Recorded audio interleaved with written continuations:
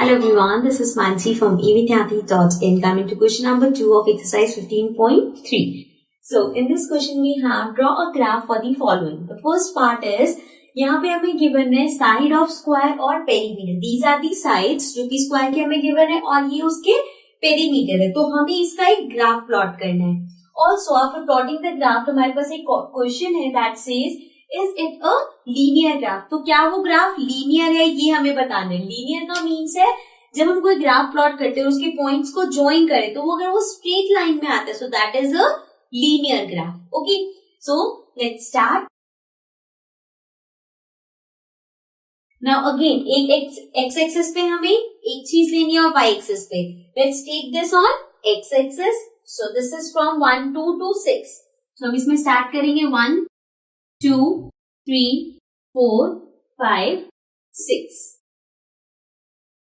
Next यहाँ वाले इस साइड पे लेने के लिए हम देखेंगे इसमें कितना गैप है. So we can see we have 8 12 14 and so approximately अगर हम 4 4 का गैप लें तो हो सकता है if you want तो आप 2 2 का गैप भी ले सकते हो बट 24 तक जाना पड़ेगा. सो इट्स बेटर अगर हम 4 का गैप लें. So we will start with 4 8 12 16 20 and then 24. So हमने यहाँ पे 4 4 का गैप लिया है. Now the first point है साइड है 2. Also हमें यहाँ पे मेंशन भी करना है ये x axis है, this is side of square, right? And this one here is the perimeter.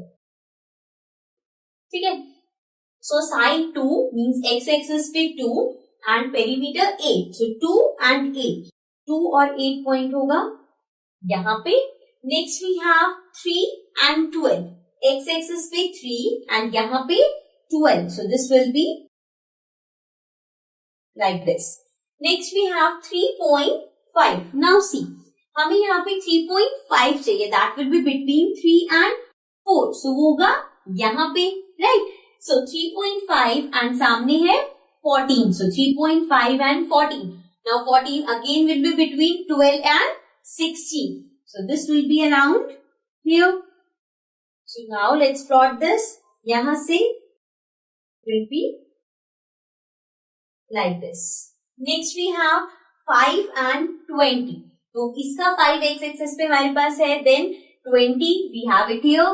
5 और 20 से जो point जाएगा that will be somewhere here, right? Next we have 6 and 24. तो 6 यहाँ पे हमारे पास है and this is 24. So we go like this and then like this, right? अब हम इसको join करते हैं. So अगर मैं इस ग्राफ को join करती हूँ so we can see all the points here are lying on a straight line. जब आप इसको scale से करोगे तो बिल्कुल straight line आएगी.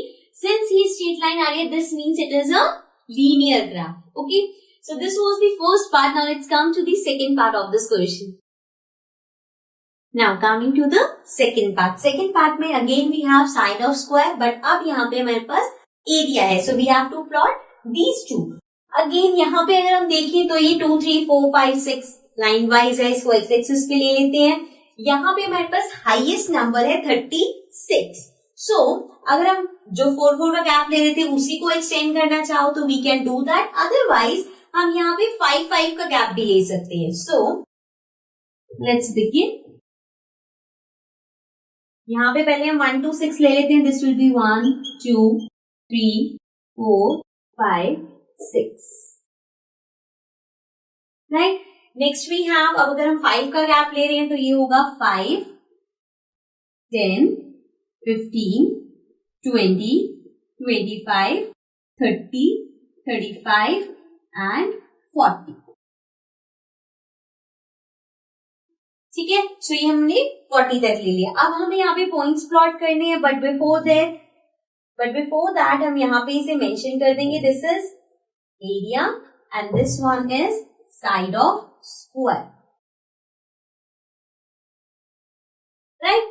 ना अब हमें प्लॉट करना है side of square 2 means x axis पे 2, y एक्सिस पे 4. सो 2 and 4 5 से थोड़ा सा नीचे होगा. So it will be somewhere here. Right? This is 2 and this is 4. Next we have 3 and 9. 3 और 9 again 10 से 1 point नीचे and 3 से यहाँ पे. ठीक है. Next we have 4 and 16. So 4 ये रहा, 16 होगा 15 से 1 point ऊपर. So it will be here. और ये हमारा 4 है. So ये point हो गया यहाँ पे. Next we have 5 and 25. तो 5 होगा, 25 भी है like this. And this will be somewhere here. Next we have 6 and 36. So 6 यहाँ पे, 36 क्या होगा? 35 से थोड़ा सा ऊपर. So it will be here like this. Now अगर मैं इन पॉइंट्स को ज्वाइन करूं, सबसे पहले तो हम देख सकते हैं कि स्ट्रेट लाइन में नहीं आएगा. अगेन आई एम सेइंग जब आप इसे ग्राफ पे प्लॉट करोगे तो वो और क्लियरली पता चलता है, बिकॉज उसमें छोटे छोटे बॉक्सेस होते हैं, उससे आपको पता चल जाएगा कि स्ट्रेट लाइन पे लाए नहीं कर रहे. अगर हम इसको ज्वाइन करेंगे so it will go like this, this and like this. So ये इस शेप में आएगा, स्ट्रेट लाइन फॉर्म नहीं कर रहा. So this time it is not a linear graph. Okay. So this was the last question of this exercise and also the last question of this chapter. With this we complete our chapter, but if there is any doubt, any query, please mention it in the comments and do not forget to subscribe our channel. Bye bye for now.